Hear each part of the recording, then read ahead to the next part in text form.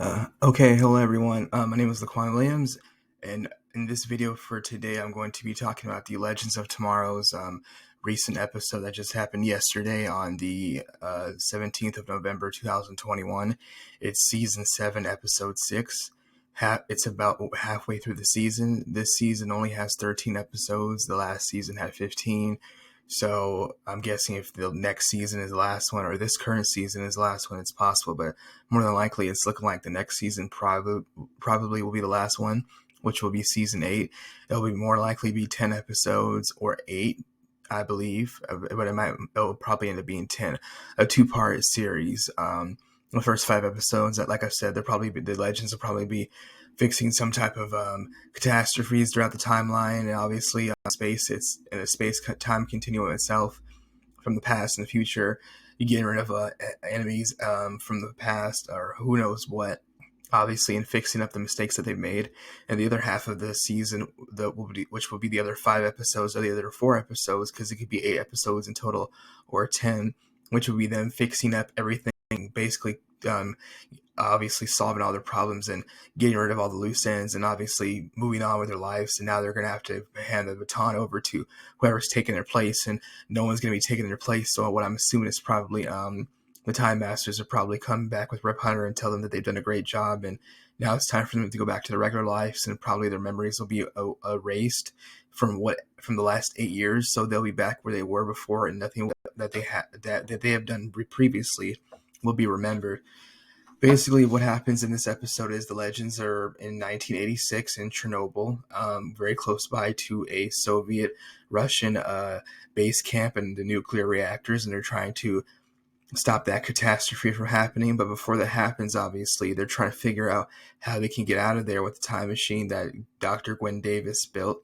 Unfortunately, they were not able to figure that out up until the last point, to the very end, when the whole entire catastrophe happened. So throughout this whole episode, essentially what was happening was they were basically talking and discussing about, it was a therapy session. Basically, they were talking about their feelings and how everybody's pissed off and mad and upset, and how they keep screwing up and stuff like that. So it was basically a therapy episode, and the important parts literally just happened up until the last, like, about 10 minutes of the episode, when Zari and obviously Dr. Gwen Davis got kidnapped by some Soviet Russian communist soldiers at gunpoint. They didn't beat them up. They didn't torture them. They just threw them in a cell and said that they were supposed to stay there until somebody could come back and get them. They were supposed to stay there until they decided what they wanted to do with them, obviously. Even though Dr. Gwen Davis spoke Russian, he told them that they were going to leave. They still told them to come with them because they didn't know who they were, because they're outsiders. Nobody can be around that area or that base because it's a Soviet Russian communist soldier base. So obviously, anybody who's an outsider who's not Russian is obviously going to be considered an enemy, and they're going to be captured. So essentially what happened, obviously, like I said, was this was a therapy session. The important parts didn't happen up to the end of the episode, like the last 10 minutes. Like I said, it was somewhat of a filler episode, if you want me to be honest with you. The whole entire thing with Bishop obviously kicked back off. He's been trying to control Ava now that not just Ava, but obviously Gideon, since he reprogrammed her on the Wave Rider and has her main hardware and a mainframe code basically at his disposal. He reset her to her factory settings, and the actual human version of Gideon right here doesn't know that still, but the one on the ship and the Wave Rider that he built obviously knows that, since he transferred her memory into there. But he erased it, obviously. So essentially what happens was he thought he could control her, but obviously that's not the case. He thinks that he can, but obviously she still told him that he's a time master. He's supposed to do what he can to protect the timeline. So essentially that's what's been happening. She did get rid of Ava, the clone Ava Sharp, on the ship. She shot her out of the cargo bay area into outer space and a different timeline. So she could be anywhere, and we don't know if she's obviously still alive. But Gideon got rid of her because she said that she was in the way. Bishop learned that he obviously is not the bad guy after all. He obviously, even though he is the bad guy, but he shouldn't be the bad guy anymore. Gideon replaced him with a clone version of himself that's going to be replacing him, and essentially running his life while he's out of the way on the time ship, the Wave Rider, which is obviously the time machine where the legends are at. We saw the scene with a throwback to the first episode of this season where the time machine was destroyed, which actually occurred at the last season's episode, which was season 6, episode 13, when the Wave Rider was destroyed, but they don't know who did it, but it was another Wave Rider. So the team still does not know that Bishop is in charge, even though towards the end of the episode he was flying around on a parachute from the plane. And they were looking up and they said, "Who is that above us?" And that person, obviously, while they were trying to time jump out of Chernobyl, he got sucked into the vacuum with them. So wherever they end up landing, which I saw from the next episode, is supposed to be in the 1940s in Seattle. They're trying to jump in there and use that time over there as a way to get back home somehow. And they're working at some aviation flight facility. So I don't know how that's going to tie into how they're trying to get back home, but any aviation parts that they could use from obviously that place would help them work around the time machine, obviously help them further along on their mission. Obviously, since it's the 1940s, they'll have some obviously much more better parts to look for. Obviously, like I said, working at an aviation facility / factory, they'll be able to get their hands on that stuff. So that's essentially what happened. Like I said, it was basically just a therapy session. The last 10 minutes of the episode were basically what was the case. As far as importance, what I didn't like was that Behrad was able to sneak into the communist Russian soldier facility without being caught. Unnoticed. He was able to sneak around, grab all the parts for the ship that they needed, and walked right up into this holding cell where his sister Zari and obviously Professor Gwen Davis were. And they all ran out and nobody attacked them, nobody harmed them, obviously because Dr. Gwen Davis used their radio transmission speaker and loudspeaker to give a message out to the Russian soldiers that Chernobyl is about to explode. The nuclear reactor is about to explode and that everybody needs to evacuate and get to their families and get them so they can be safe, obviously. That's essentially what happened. Everybody was like mad and upset and, having issues, yelling at each other, arguing. So like I said, this was a therapy session episode. Dr. Gwen Davis has anxiety problems. He's shell shocked because he was in World War I. He lost his friend who was his best friend that he loved, and apparently they were together in a relationship. So that's what happened. So he was obviously having trust issues, anxiety issues. He's shell shocked. He's very overly stressed and overworked. He doesn't trust anybody. So that's obviously a bad thing when he's supposed to be the guy helping them escape. And he's using his time machine to obviously help them to escape, obviously throughout time. And he's trying to get back to his time as well because he wants to be alone. This was when Zari was hugging him and telling him it was going to be okay. And because he was so worried and whatnot. Essentially, that's basically what's been happening.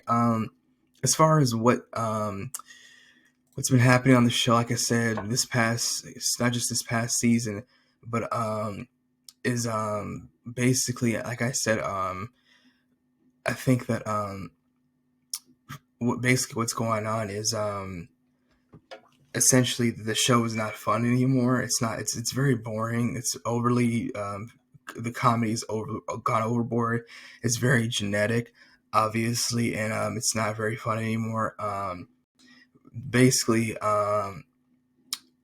it's basically, like I said, it's like a ripoff of Guardians of the Galaxy. That's what essentially the show is. There's no more excitement. Everything is very last minute. They just keep screwing up over and over again and forgetting how obviously this is going. Bishop is, like I said, is still around. He's going to be the villain towards the end of the season. As you can see right here, some comments on the avclub.com have some people saying otherwise.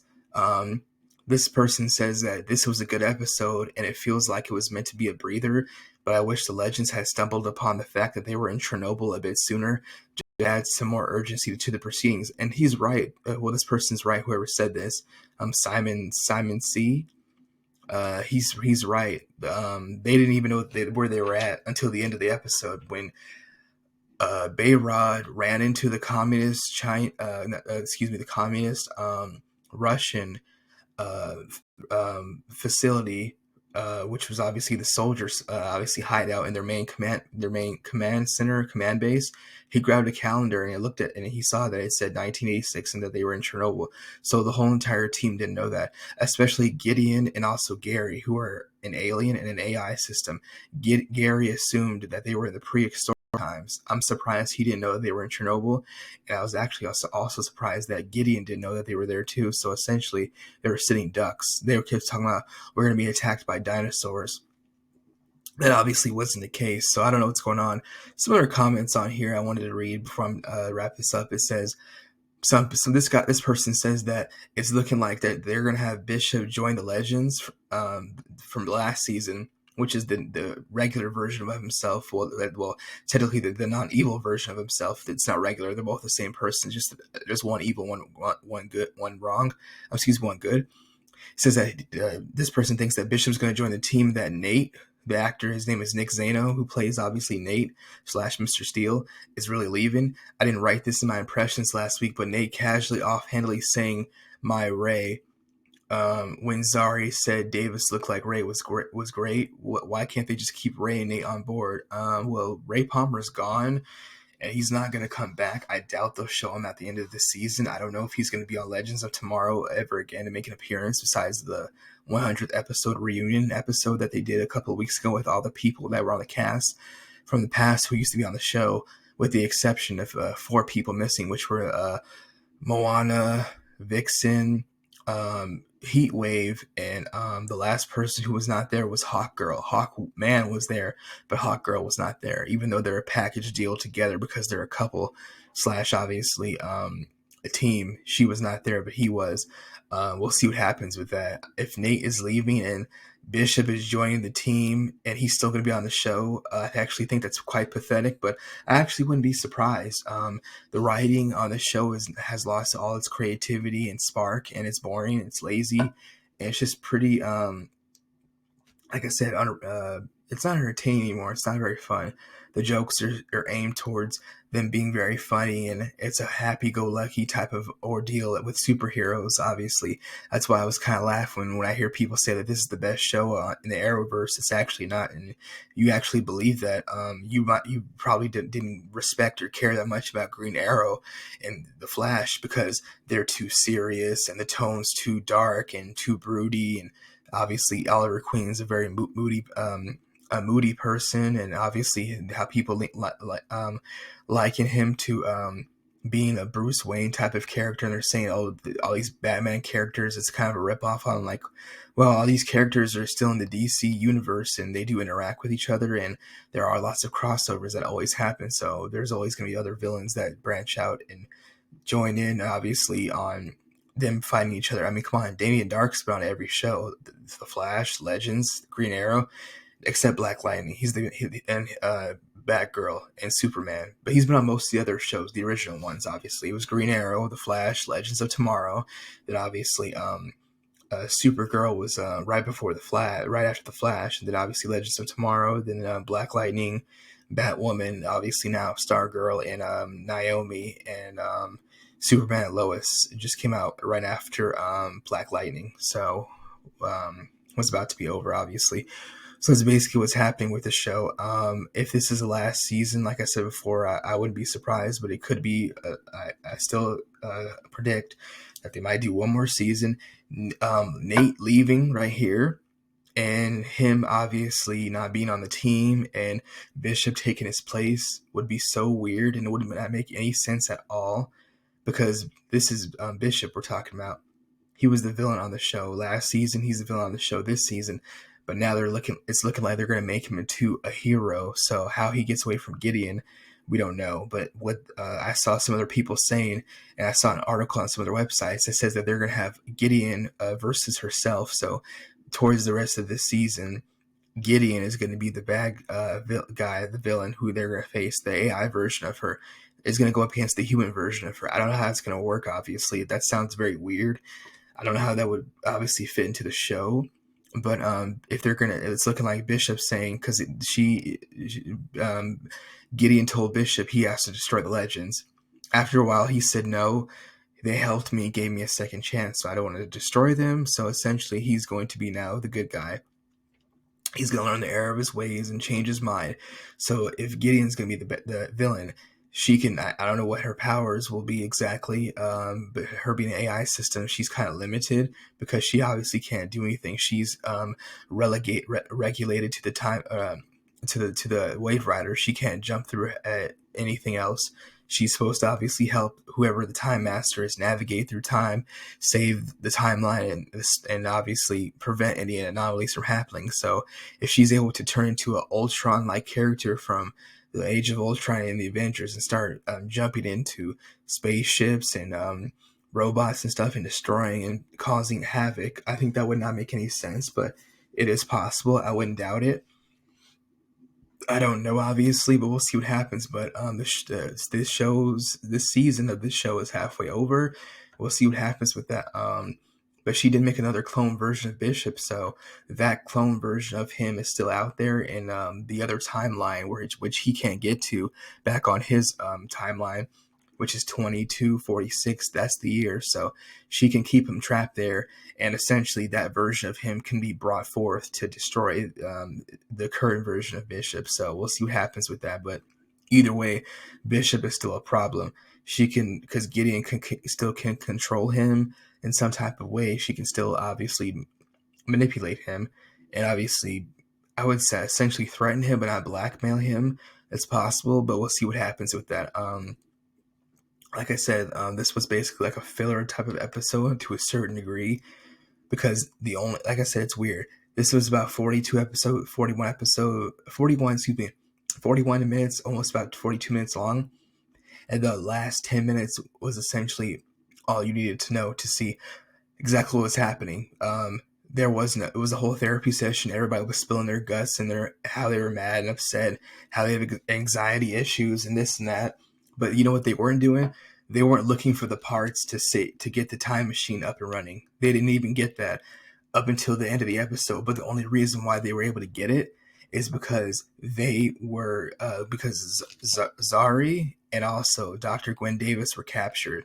That's the only reason why they were both captured, and they're locked in this holding cell in an office in one of the communist Russian soldiers' I guess offices. It was a holding cell slash office space.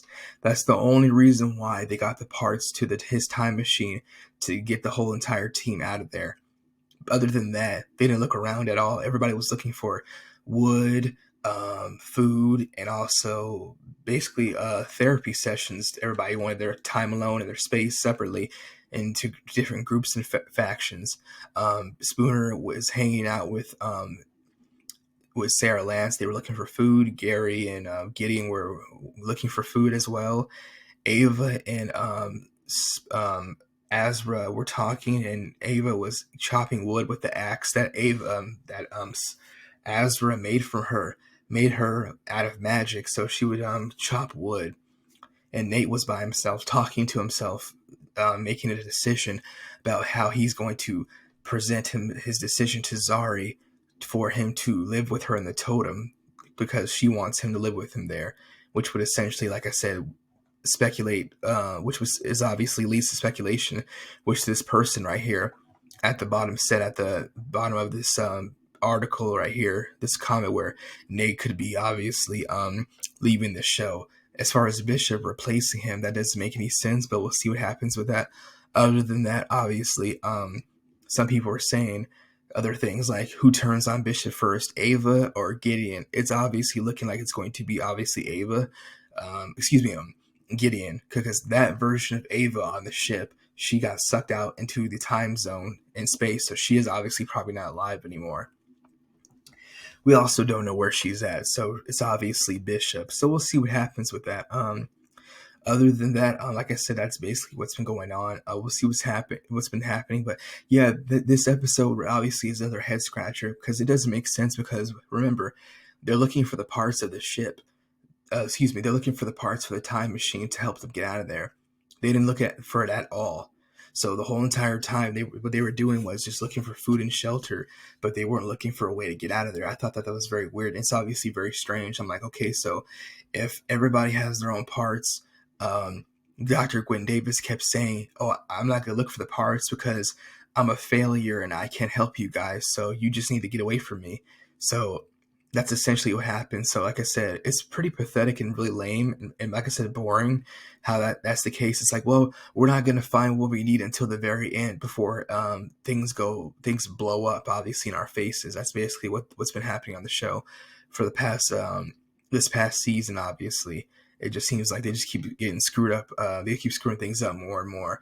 And like I said, it's not funny. Like I said, the last couple of weeks, then we're on the run, changing their appearances, and then they don't change their appearance and when they go from Chicago to New York, and then while they're in New York, people notice them, and then Sarah Lance gets shot in the stomach like with a shotgun, which happened last week, when they obviously were still going under the moniker the Bullet Blondes. They're not doing that anymore because they're no longer in the 1920s. But I thought that, which is the mobster, obviously, times around that time from Chicago to New York with Al Capone, obviously, and whoever, I don't remember who was in charge of New York back then, obviously. But Chicago, Al Capone was there. So that's essentially what's been going on. But that's basically the end of my video. That's all I have to say about this in the show, and we'll see what happens as far as the rest of the season goes. There's approximately now. Next week will be episode 7, so that means there's 6 episodes left for this season in total. And if they do an 8th season, it'll be about 8 to 10 episodes in total. Because like I said, the last couple of seasons, they've been going down in numbers by 2. Last season was 15. This season is 13 episodes. So season 6 was 13. This is season 7 is 15.